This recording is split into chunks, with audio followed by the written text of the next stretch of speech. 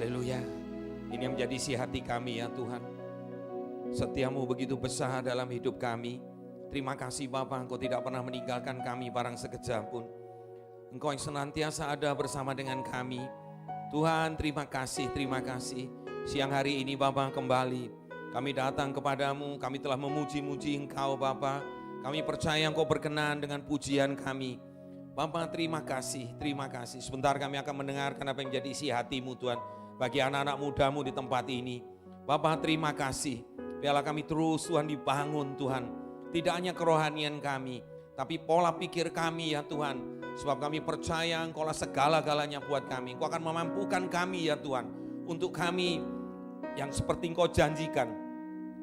Kami keluar lebih, bahkan lebih dari pemenang Tuhan.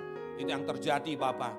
Kami mau mengalahkan dunia ini Tuhan dengan segala apapun Tuhan. Tuhan kegelapan yang dikatakan, dinyatakan oleh orang-orang saat ini tentang tahun 2023. Bapa kami percaya semua itu Tuhan akan terbantahkan. Sebab kami lebih percaya kepadamu. Engkaulah Tuhan dan Juru Selamat kami. Engkau yang akan memampukan kami untuk melangkah lebih dan lebih lagi Tuhan. Bapak terima kasih pakai hamba-Mu untuk menyampaikan apa yang menjadi isi hati-Mu Tuhan pada siang hari ini. Sehingga kami terus semakin dibekali Tuhan apa yang harus kami lakukan ke depan. Terima kasih Bapak di dalam nama Yesus. Mari kita semua yang siap mendengarkan firman Tuhan sama-sama katakan amin. Silakan duduk yang terkasih. Shalom semuanya. Selamat siang. Wah ini ya, katanya jam-jam yang berat. Enggak lah, enggak ada yang ngantuk kan. Pujiannya luar biasa. Terima kasih buat tim pemuji. Baik, saudaraku yang terkasih. Puji Tuhan, ya saya diberikan kesempatan kembali untuk menyampaikan sesuatu. Nah, ini berbeda dengan tadi ibadah pertama dan kedua. Ibadah tadi pagi saya berbicara tentang, saya diberikan hikmat Tuhan untuk berbicara tentang pemeliharaan Tuhan. Nah ini sebetulnya masih ada korelasinya, tapi bentuknya berbeda. Nah ini, saudaraku, saya berikan tema khotbah pada siang hari ini, inovasi. Saudara, kata ini muncul pada saat kemarin selama 1 minggu ini saya kebetulan lagi sedang ada workshop ya untuk urusan kantor di kantor pusat saya di Surabaya. Saudaraku, memang hari-hari ini beberapa waktu terakhir ini ya saya punya perusahaan juga lagi getol-getolnya ya melakukan banyak perubahan saudaraku. Terus terang aja, jadi kami yang ya boleh dikatakan orang-orang lama itu sebetulnya banyak yang gerah saudaraku, jujur aja. Memang terbukti jadi pernyataan orang bahwa orang itu gak gampang berubah, gak suka perubahan, betul ya. Jadi bahkan kemarin saya masih nasihati satu orang teman yang sebetulnya sudah sama-sama bekerja bukan hampir sama, bahkan dia lebih sebulan dari saya kalau nggak salah. Ya, ada seorang anak itu teman lah, rekan kerja itu, kesannya dia nggak tahan, saudara, dengan perubahan yang terjadi. Ya, nggak tahan dengan perubahan yang terjadi. Jadi akhirnya, padahal dia udah hampir, ya kurang lebih sama lah dengan saya. Tadi selisih sebulan, 28 hampir 29 tahun bekerja. Jadi wah nggak main-main saudaraku, tadi pagi saya sampaikan, wah mungkin sudah apa ya 28-29 tahun di bidang yang sama dan kebetulan mungkin dia sama saya sama, urusannya cuma urusan sales, urusan marketing. Ya kalau yang lain masih dipindahkan ke departemen yang lain itu masih ada apa ya bunganya lah gitu ceritanya ya. Tapi ini bayangin. Jadi terus di sales begitu ya, tapi kata orang bilang kan sales itu menarik katanya begitu. Tapi kadang-kadang ya kalau dikatakan mau dibilang jenuh ya jenuh juga loh saudara. Bayangin 28-29 tahun. Nah itu teman saya nggak tahan, karena itu dia bilang udahlah saya nyerah, saya mengundurkan diri. Kemarin cuma dibujuk-bujuk, cuma mau mundur sebulan, harusnya akhir bulan ini selesai, cuma mau mundur sebulan, jadi Januari. Saking banyaknya perubahan yang terjadi ya. Ya, saking banyaknya perubahan yang terjadi di kantor saya itu yang mendasari ya. Jadi apa ya banyak sekali. Pokoknya kita dituntut untuk berubah dan cuma bukan 1-2 hal, banyak hal kita dituntut untuk berubah. Nah ini yang menarik saudaraku. kebetulan pada saat itu Daniel tuh tanya ke saya, Om Andri judulnya apa? Judulnya apa gitu. Saya merenung sebentar, Tuhan apa yang harus saya sampaikan? Saya punya satu sebetulnya judul yang lain gitu.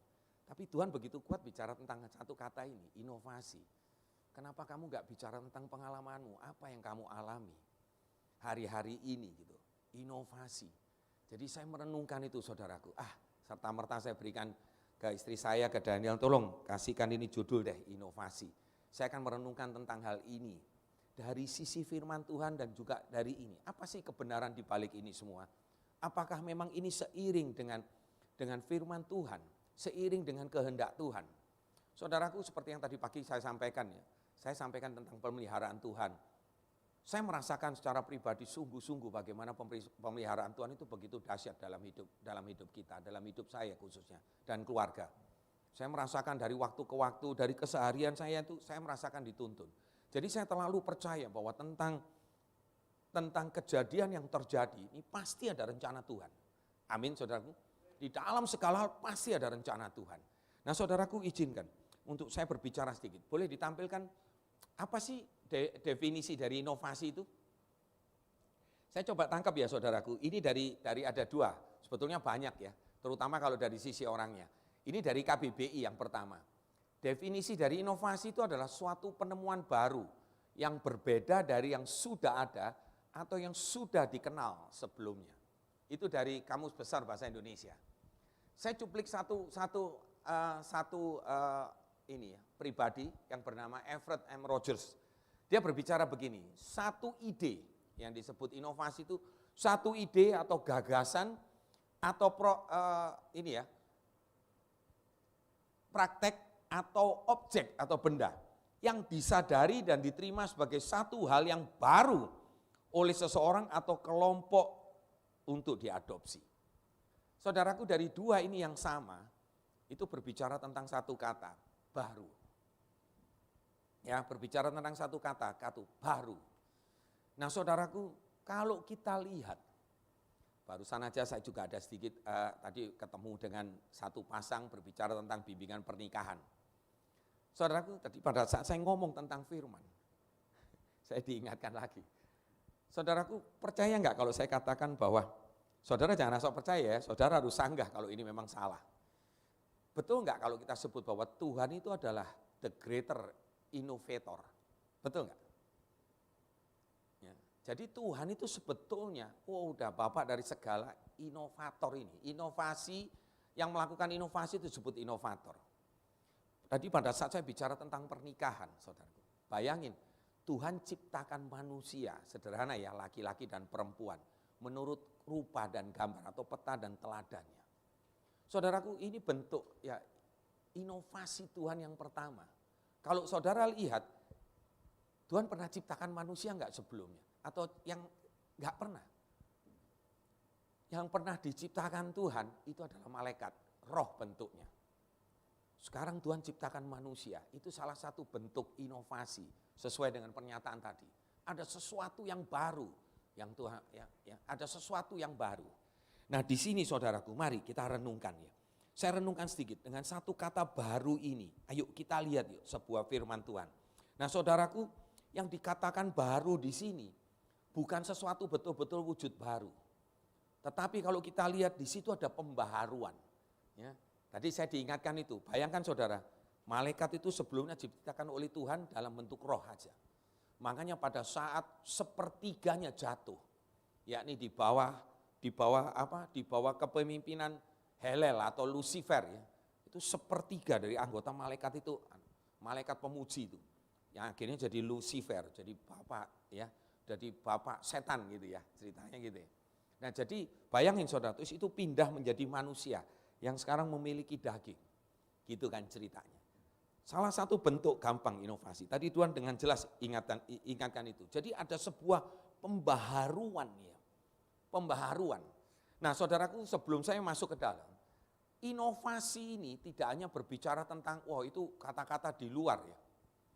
Inovasi itu berbicara juga tentang seluruh kehidupan kita, termasuk kehidupan kerohanian kita, kehidupan kita sebagai apapun lah, di pekerjaan kita, ya di rumah tangga kita.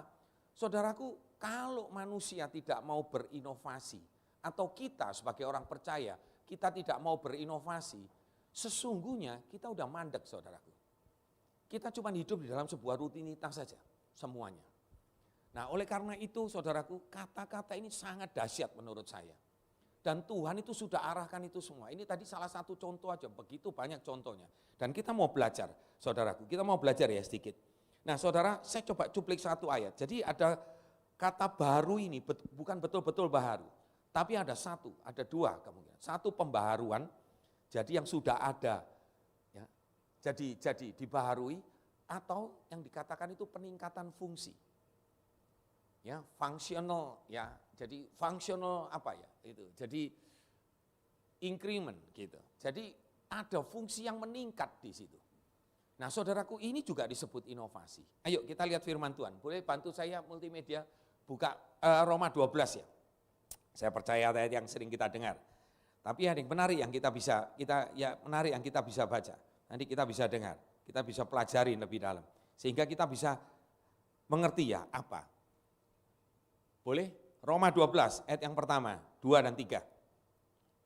Baik, saya bacakan, saudara bisa lihat ya di layar. Karena itu saudara-saudara, demi kemurahan Allah, aku menasihatkan kamu, supaya kamu mempersembahkan tubuhmu sebagai persembahan yang hidup, yang kudus dan yang berkenan kepada Allah. Itu adalah ibadahmu yang sejati, jelas. Tapi lihat ayat yang kedua. Janganlah kamu menjadi serupa dengan dunia ini.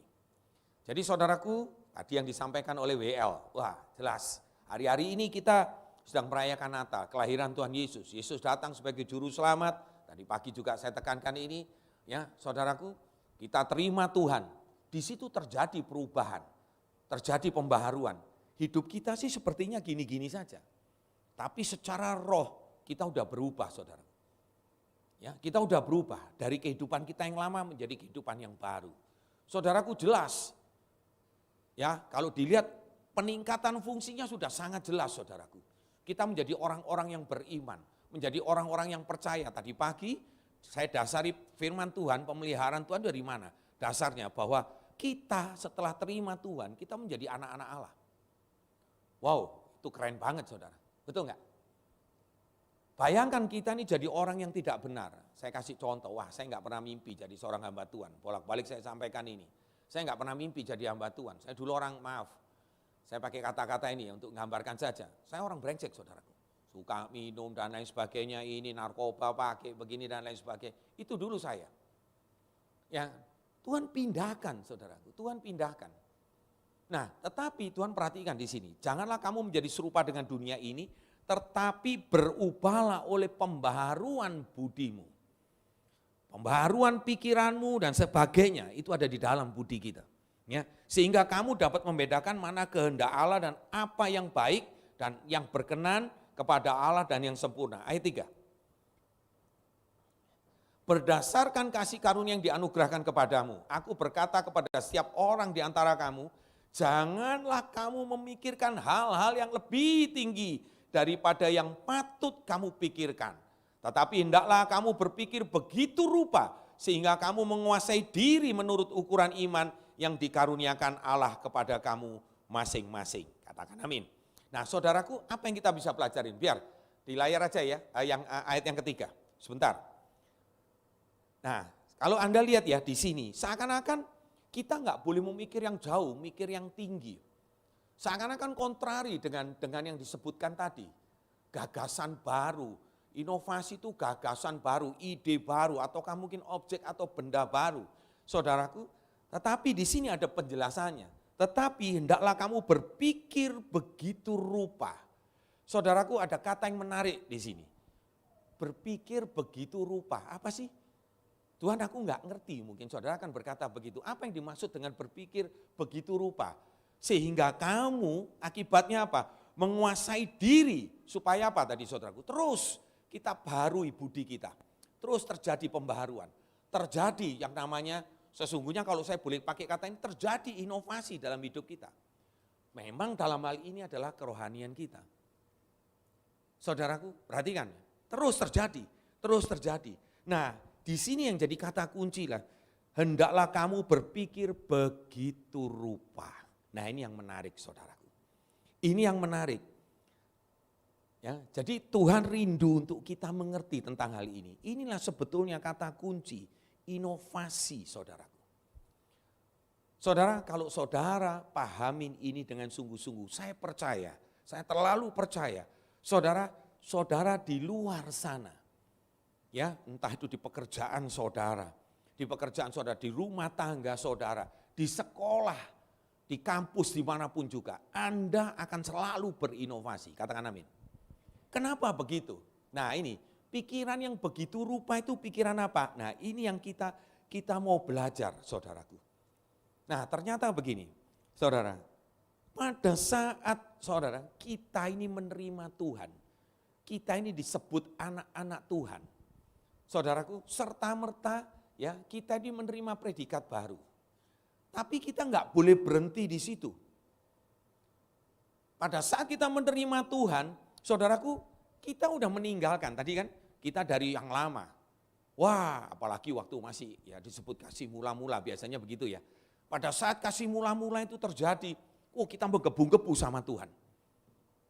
Ya kalau bisa sampai sekarang pun kita harus terus menggebu-gebu. Ya. Kita menggebu-gebu sama Tuhan. Apa saudara akibatnya? Wah saudaraku, kebiasaan buruk itu mulai ditinggalkan. Betul enggak? Kebiasaan buruk itu kita tinggalkan. Wah mungkin maaf nih yang suka ngomong kotor dan lain sebagainya, berkata-kata buruk, kita tinggalin. Betul enggak? Dengan adanya itu, wah semualah yang jelek-jelek kita tinggalkan. Wah apalagi yang namanya, maaf nih, perbuatan yang enggak benar, misalnya perbuatan amoral, wah pasti kita udah tinggalkan.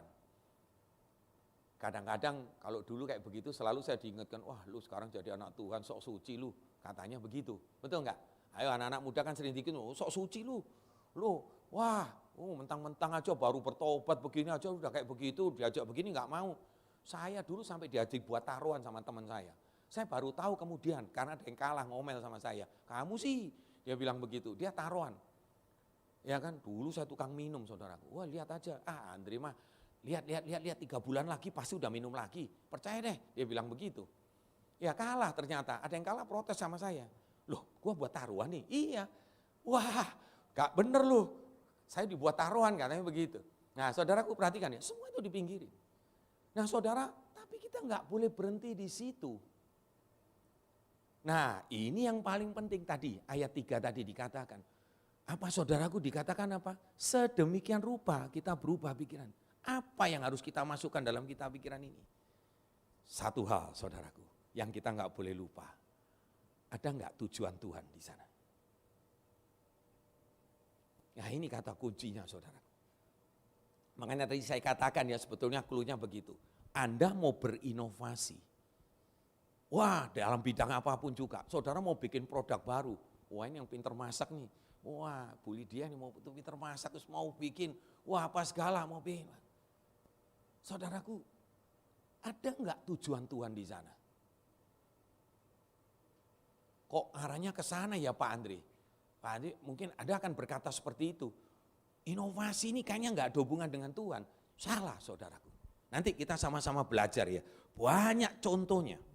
Saudaraku, jadi kita ini harus berubah. Bukan cuma berkata-kata tadi itu yang kotor semua kita sudah tinggalkan. Perbuatan kita, perbuatan dosa, kebiasaan-kebiasaan buruk itu kita tinggalkan. Itu benar, itu sudah benar. Tapi jangan pernah lupa berubah menuju kepada tujuannya Tuhan. Amin. Nah saudaraku ini loh yang luar biasa. Saudara enggak akan pernah akan ada habisnya. Saudaraku, enggak akan ada habisnya apa? Oh, saudara terus akan terjadi. Buktinya apa, saudaraku? Buktinya apa, saudara? Ingat di Yohanes Tuhan katakan apa? Bahwa kita, Yesus itu melakukan apa saja waktu dia ada di muka bumi. Oh, menyembuhkan orang sakit, betul. Tumpang tangan orang mati jadi hidup, betul enggak? Betul enggak? Yang lumpuh bisa berjalan, yang buta bisa melihat, betul enggak? Yohanes berkata begini, di dalam Yohanes 14 itu. Dikatakan apa? Dikatakan kamu, saudara dan saya bisa melakukan yang jauh lebih besar dari itu.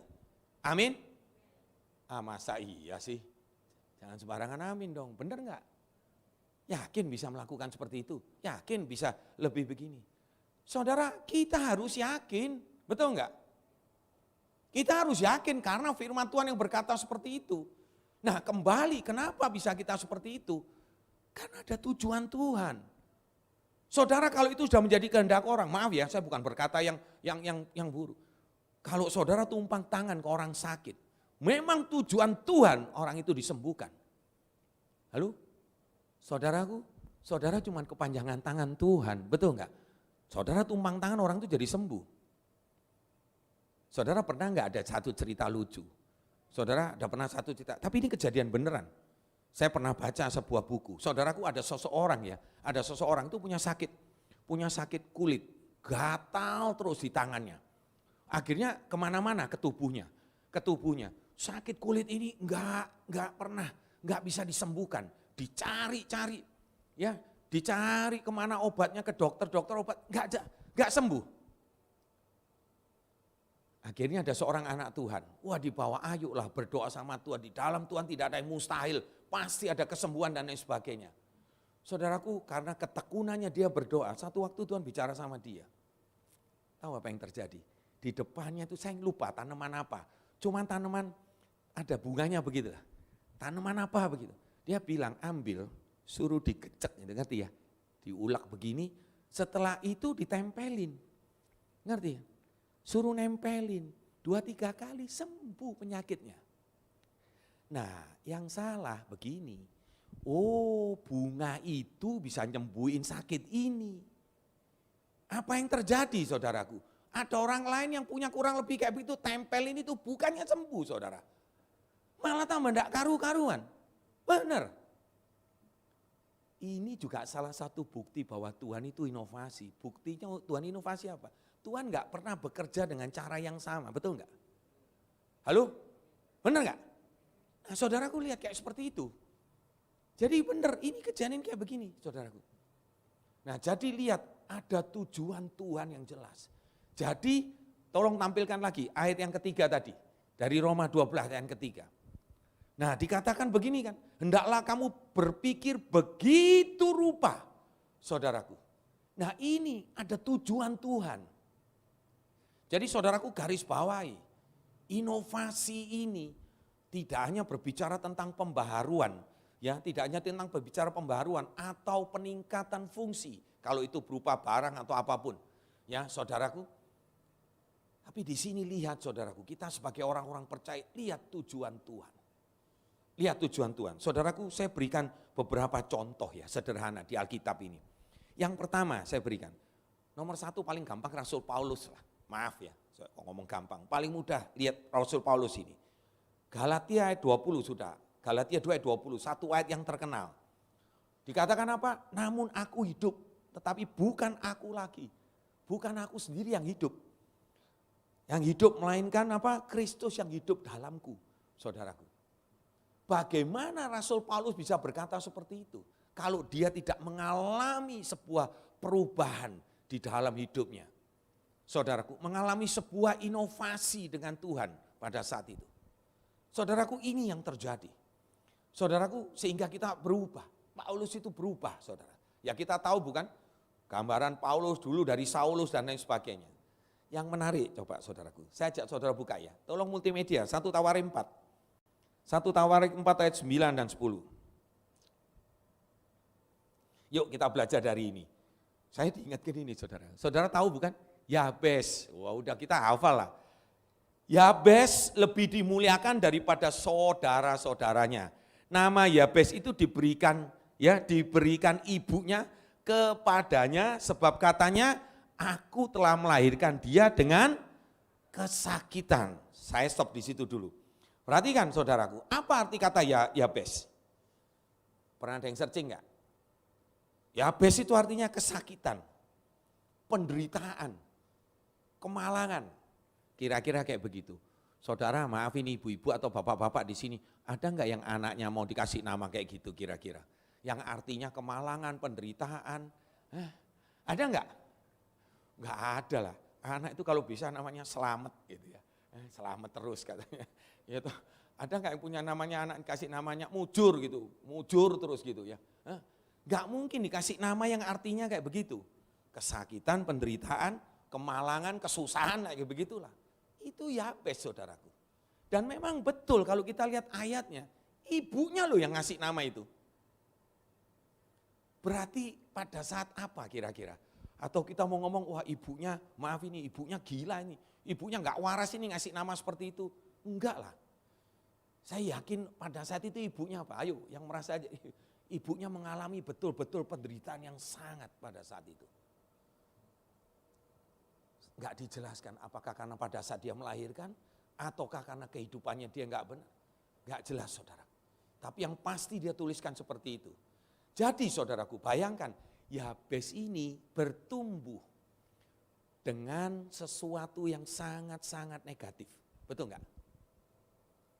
Tetapi perhatikan tadi ayat yang tadi dikatakan. Yabes itu dimuliakan lebih dari saudara-saudaranya.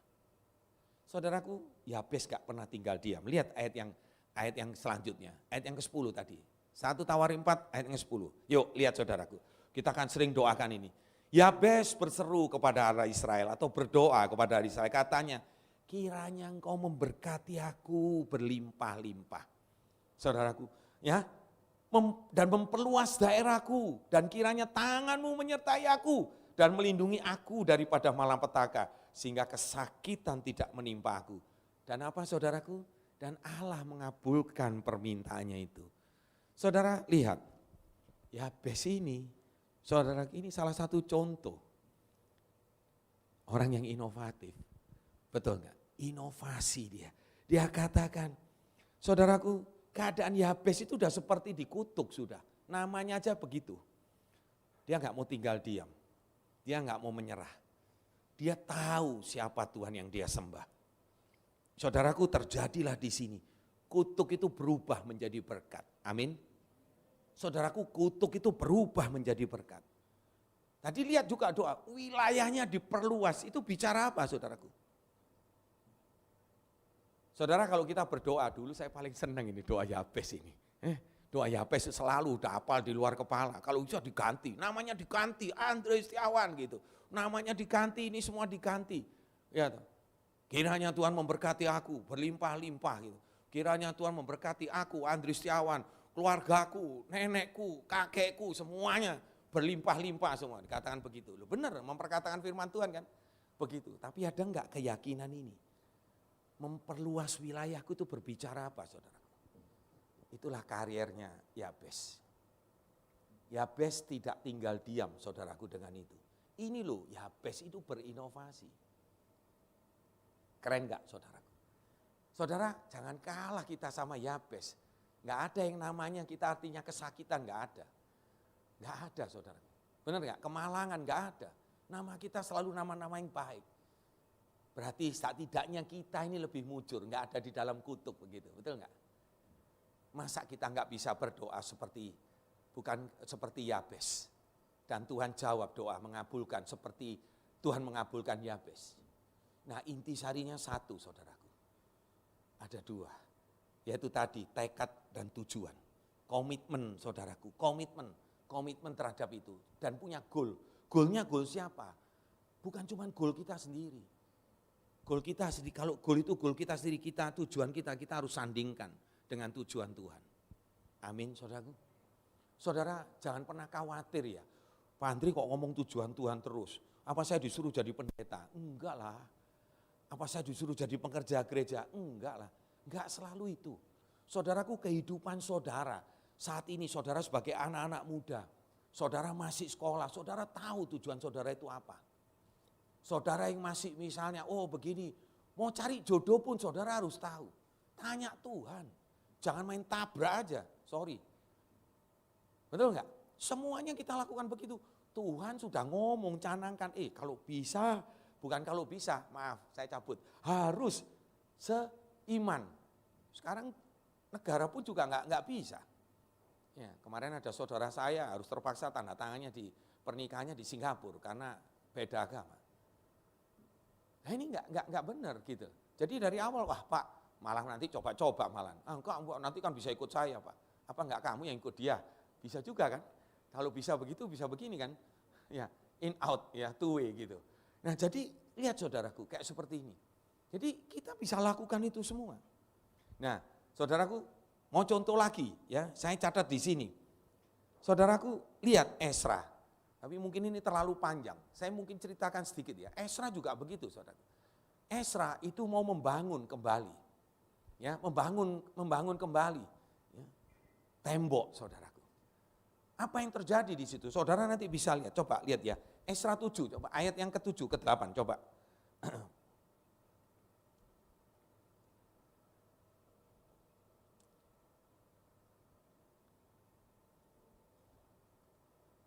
Sorry, sebelumnya saya lihat bentar, oke.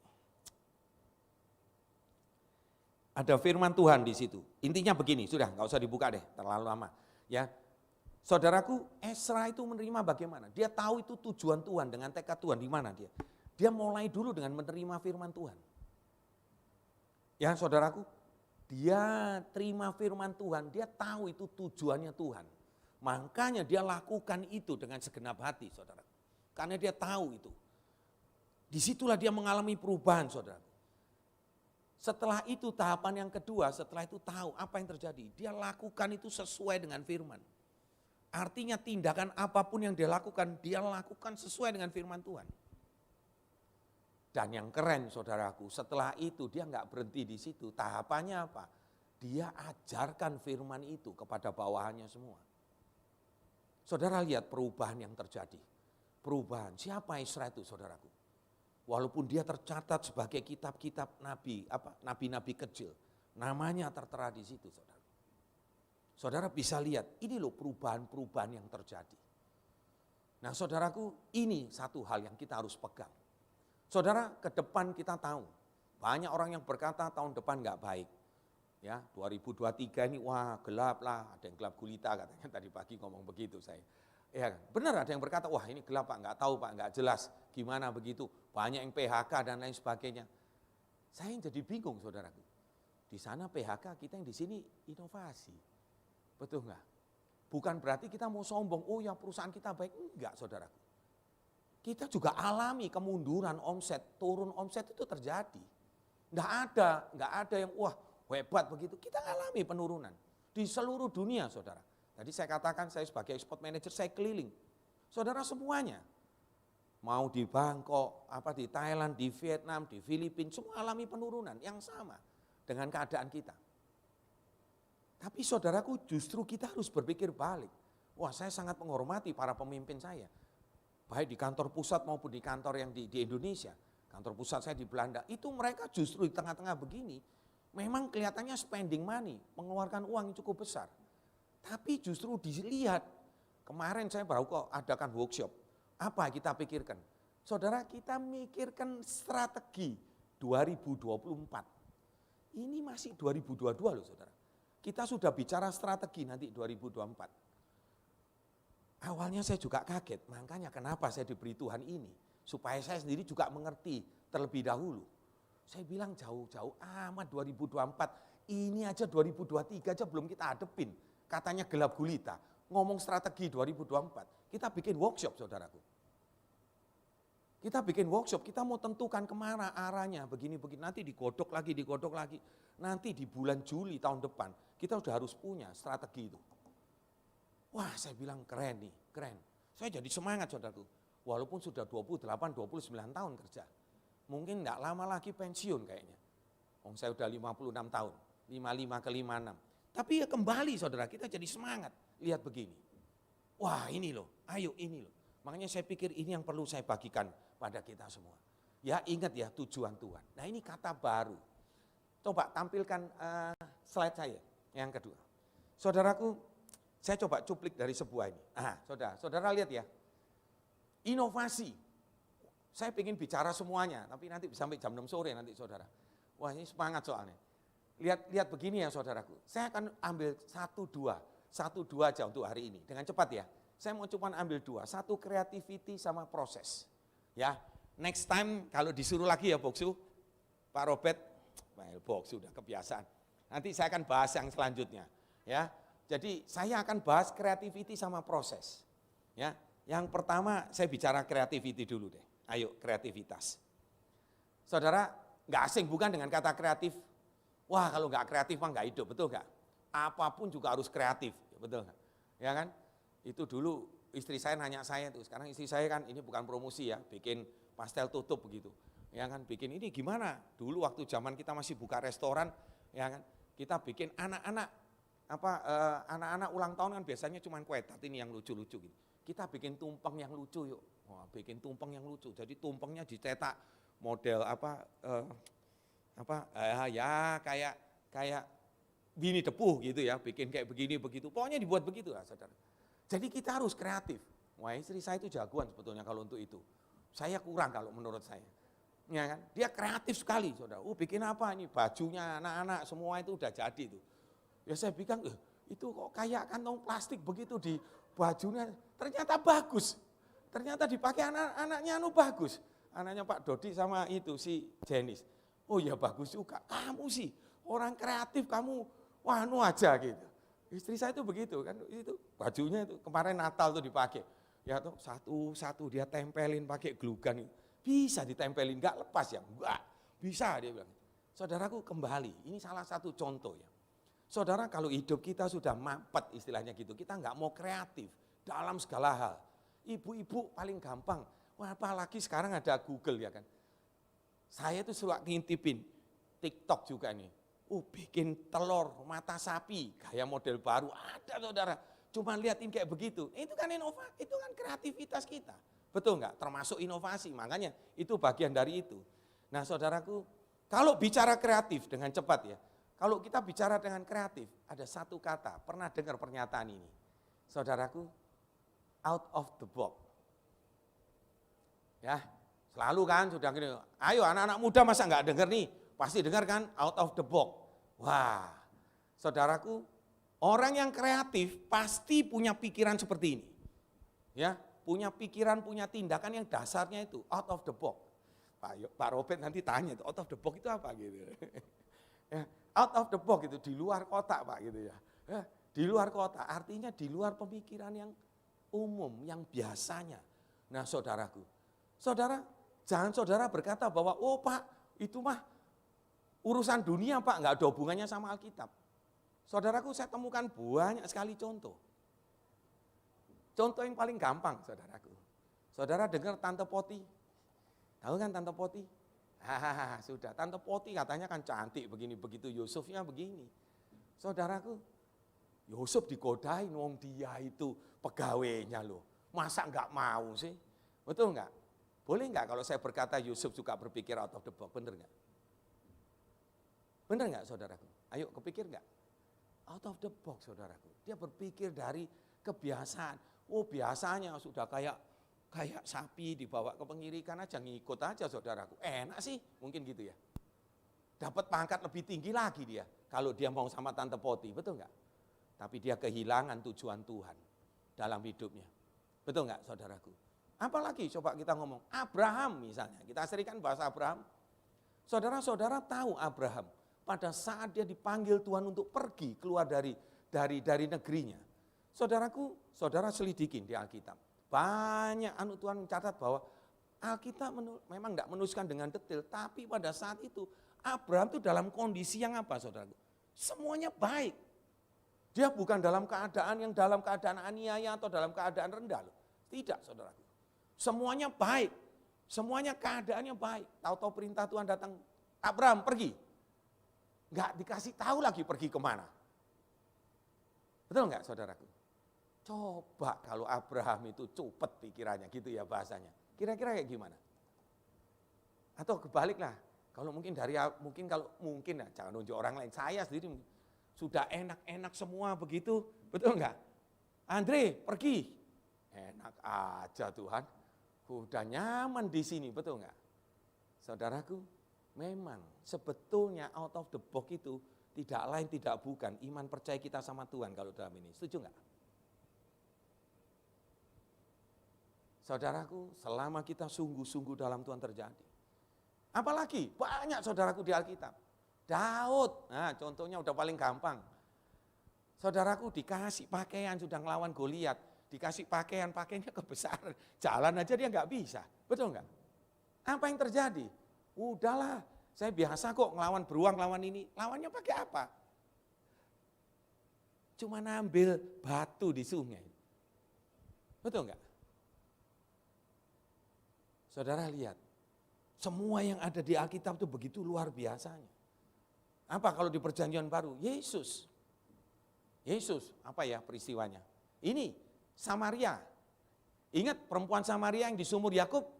Betul kan? Sampai perempuan itu berkata, masa engkau seorang Yahudi minta minum kepada aku seorang Samaria?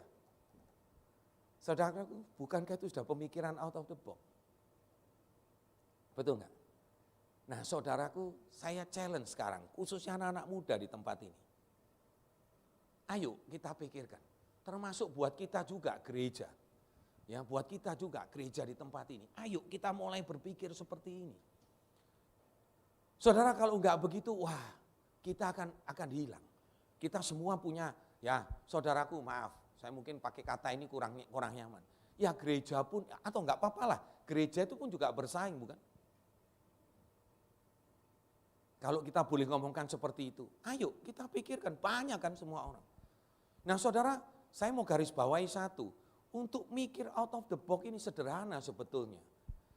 Saudara kalau lihat Tuhan kirimkan apa? Penolong yang lain. Penolong, P-nya itu huruf besar, yakni Roh Kudus.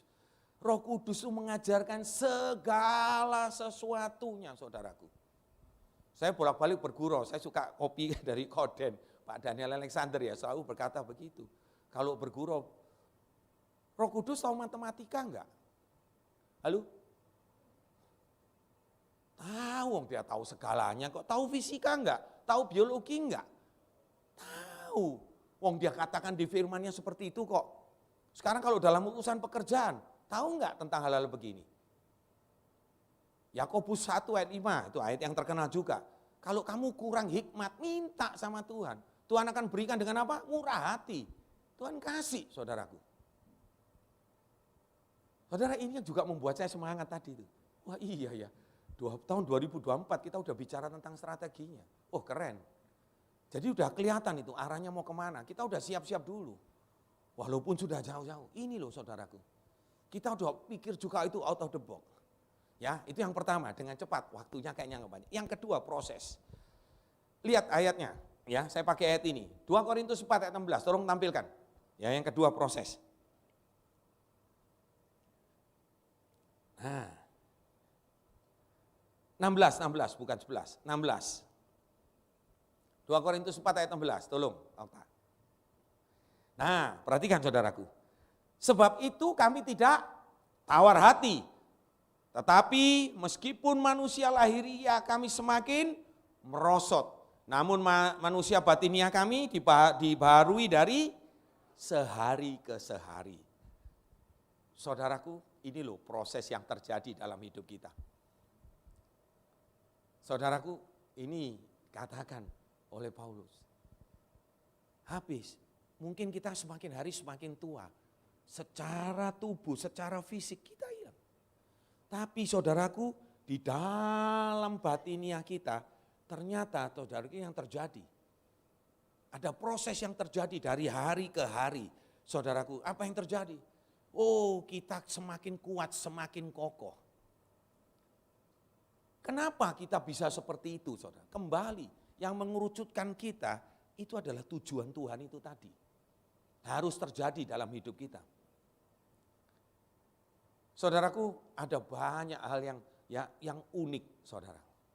Saudara pernah dengar ya, kalau dalam hal proses ya, misalnya ini saudaraku, bicara tentang yang hubungannya korelasinya dengan inovasi. Ini ada beberapa hal, saudaraku.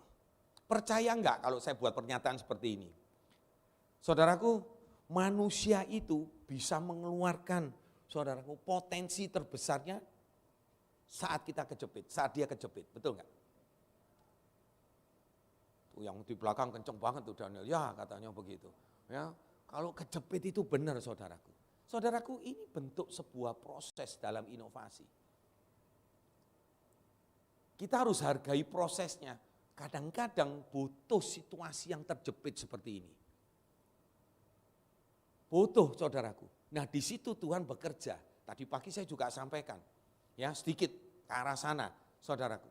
Bagaimana Petrus itu hidup dengan penganiayaan dan penderitaan, saudaraku. Ternyata itu dipakai untuk memproses dia.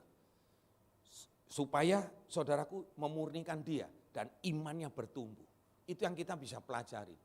Nah saudaraku, kadang-kadang keadaan, bukan kadang-kadang, seringkali keadaan terjepit seperti itu yang terjadi. Saudaraku, banyak contoh, saudara.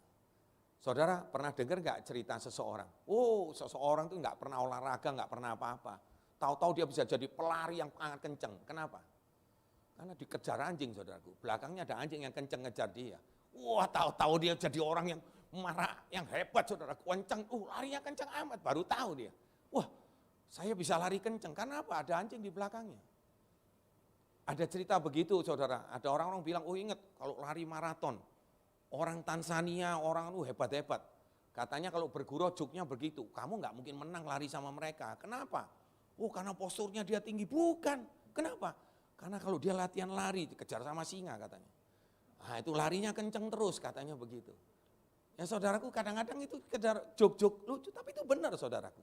Kadang kita dipepet begitu, baru saudaraku kita itu menjadi seperti itu.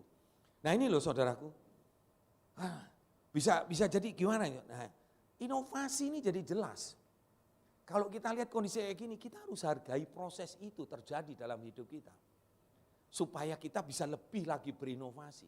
Dan kadang-kadang proses itu saudara memepet kita itu tadi. Tangkap ya saudaraku. Nah ini perlu saudaraku. Sama dengan itu tadi yang dikatakan firman itu. Dari diperbaharui kapan? Dari hari ke hari. Lewat apa saudaraku? Apa terus diem-diem, gak ada apa-apa saudara duduk-duduk. Terus tahu-tahu kling-kling jadi baru lagi gitu. Enggak saudara. Betul kan? Pasti ada proses kan di situ. Pasti ada peristiwa-peristiwa yang terjadi setiap hari. Ada pengalaman-pengalaman pribadi dengan Tuhan. Tapi kembali yang saya mau garis bawahi, koridornya itu tetap sama saudara. Bahwa tujuan Tuhan itu harus tergenapi dalam hidup kita. Amin. Nah di sini saudara, di sini kalau kita lihat, kalau tadi itu gambar inovatif itu di dunia. Ini yang saya mau garis bawahi sebagai akhir. Nah saudara kita perlu melibatkan Tuhan di dalam segala sesuatunya. Amin saudaraku. Karena Tuhan itu pasti taruh saudara. Ingat perumpamaan tentang talenta? Ada enggak yang dikasih, yang enggak dikasih? Enggak. Pasti ada satu, betul enggak? Ada yang dikasih satu, ada yang dikasih dua, ada yang dikasih berapa saudaraku? 5, betul enggak? Setidak-tidaknya ada satu yang dikasih. Jadi saudaraku, apalagi kalau anak muda berkata, Pak saya enggak punya talenta Pak. Wah, bangetan. Maaf saudaraku, kita sudah tahu bukan orang pun yang banyak lah. Yang cacat seperti Nick Vujicic misalnya. Wow bisa dipakai Tuhan seperti itu. Orang kalau lihat wah bagaimana ya dia ketawa kan. Dulu pernah loh kita ketemu langsung waktu itu. Masih di gereja yang lama. Ketemu sebelum setenar sekarang ini beliaunya. Saudara bisa bayangkan dia ketawa waktu itu. Iya kamu lihat sekarang waktu itu kalau nggak salah berdiri di atas meja. Terus minta telepon yang telepon biasa itu, telepon lama itu. Itu kalau di sama dia diungkit sama kakinya begini terus nempel. Wah semua orang tepuk tangan. Dia kamu seneng tepuk tangan, hura-hura. Kamu nggak tahu saya belajar berapa bulan. Cuman untuk begitu terus. Supaya dia bisa seperti itu. Belum lagi kehidupan di belakangnya saudara. Jadi ada proses yang terjadi dalam hidupnya. Nah saudaraku ini yang harus kita lakukan. Tuhan pasti kasih. Orang seperti Nick Vujicic dalam keadaan yang tidak utuh badannya. Dia pun bisa menemukan talentanya. Apalagi saudara dan saya. Maaf, ini perkataan yang udah sering kita dengar. Tapi sekadar reminder lagi saudara. Saudara unik bukan?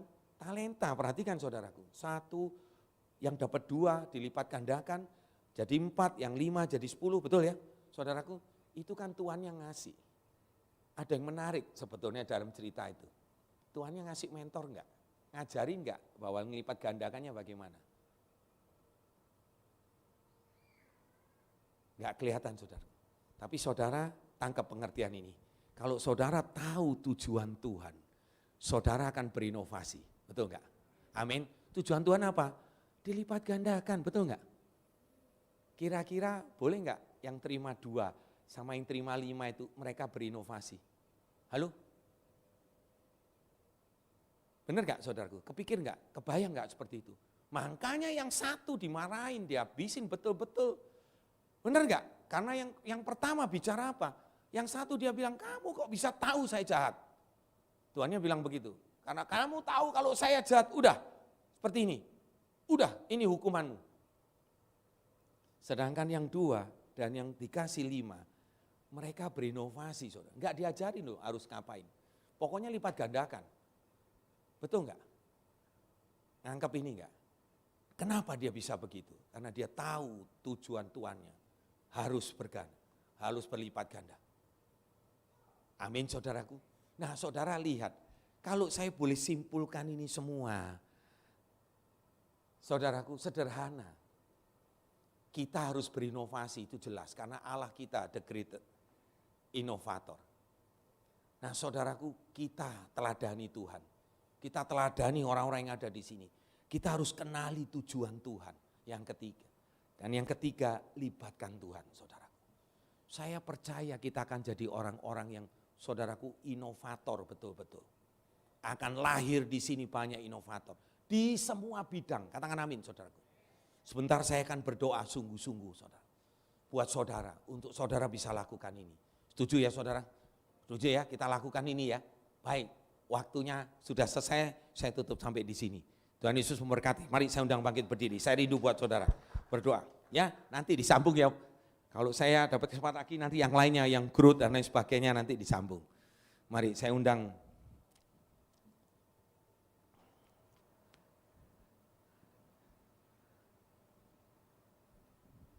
Saudaraku, jadi jangan anti krisis ya. Krisis ini dibentuk Tuhan, saya percaya itu juga. Krisis ini dibentuk Tuhan supaya kita tampil. Ya, jadi inovator ya, punya inovasi yang luar biasa. Amin. Ya, ayo. Saya nggak tahu ini ada lagu yang punya hubungan dengan itu enggak? Nah, ayo silakan. Ayo, silakan. Saya udah kehabisan lagu dan saya nggak bisa nyanyi nanti. Kalau saya nyanyi sendirian bisa pulang semua nanti. Silakan di pemuji sebelum saya berdoa. Haleluya.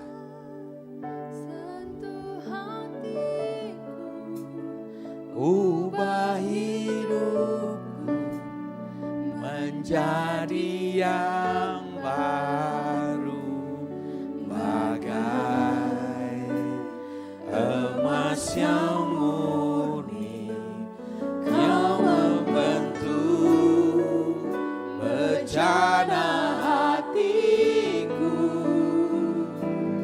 Bapa, ajarku mengerti sebuah kasih yang selalu memberi, bagai air mengalir yang tiada pernah berhenti.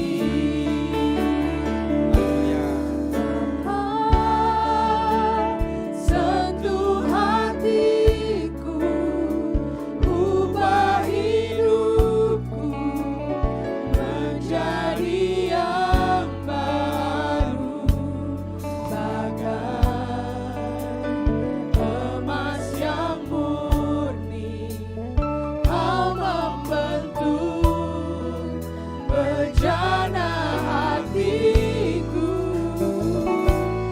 Bapa, ajarku mengerti sebuah kasih yang selalu memberi, bagai air mengalir yang tiada pernah berhenti. Haleluya, haleluya. Mari kita tundukkan kepala. Bapak, kami percaya Kau ada di tengah-tengah kami. Terima kasih ya Tuhan untuk firman-Mu. Bali hamba-Mu sangat-sangat terbatas. Tapi kami percaya Roh Kudus-Mu yang tinggal di dalam diri kami memampukan kami Tuhan. Bapak, kami tahu ke depan keadaan tidak semakin baik. Bahkan firman-Mu dengan jelas pada akhir zaman, masa sukar yang belum pernah terjadi sebelumnya itu terjadi. Bapa, tapi Engkau berkata di Daniel 12 bahwa kami orang-orang yang bijaksana akan tampil seperti bintang di langit Bapa. Bapa, terima kasih, terima kasih. Kami tahu Tuhan, kami tidak akan pernah sanggup berjalan sendiri. Kau akan memampukan kami untuk kami menjadi orang-orang bijaksana itu. Bapa, ajari kami lebih dan lebih lagi. Melalui krisis ini Tuhan, melalui keadaan yang tidak baik ini, Tuhan tolong kami, untuk kami bisa melihat peluang, untuk kami bisa berpikir kreatif Tuhan. Bahkan Kau memberikan kami hikmat ya Tuhan, agar kami dapat membuat inovasi yang sesuai dengan rencana dan tujuan-Mu. Kami percaya Tuhan, keadaan yang tidak baik, yang dikatakan banyak orang di tahun 2023 nanti, tidak akan pernah mengalahkan kami. Justru membuat kami sebaliknya Tuhan, kami semakin diberkati untuk menjadi berkat juga. Bapa, terima kasih. Terima kasih. Bangkitkan Tuhan anak-anak muda-Mu di tempat ini Bapa. Lebih dan lebih lagi, dekat dengan Engkau, mengerti apa yang menjadi kehendak dan tujuan-Mu Tuhan. Bapa, dan kami percaya hal yang baik, luar biasa baik itu akan terjadi. Sekali lagi kami canangkan ya Tuhan bahwa tahun 2023 yang dikatakan oleh banyak orang tahun yang tidak baik, tahun yang gelap Bapa. Bapa, kami canangkan bahwa tahun 2023 menjadi tahun yang luar biasa buat kami. Tahun yang hebat Tuhan buat kami. Bukan karena kuat gagah kami, tapi karena Engkau yang menyertai kami. Engkau yang memberikan hikmat, Engkau yang memampukan kami dalam segala hal Bapa. Bapa, terima kasih. Berkati anak-anak-Mu di tempat ini Tuhan. Hamba tidak tahu apa yang sedang dialami hari-hari ini, tapi Engkau Bapa yang baik. Engkau sangat mengerti, Engkau menilik hati kami, setiap kami. Engkau buka jalan ya Bapa, untuk segalanya ya Bapa. Terima kasih ya Tuhan, terima kasih Bapa, terima kasih. Namamu yang ditinggikan, dimuliakan, dalam nama Yesus, haleluya.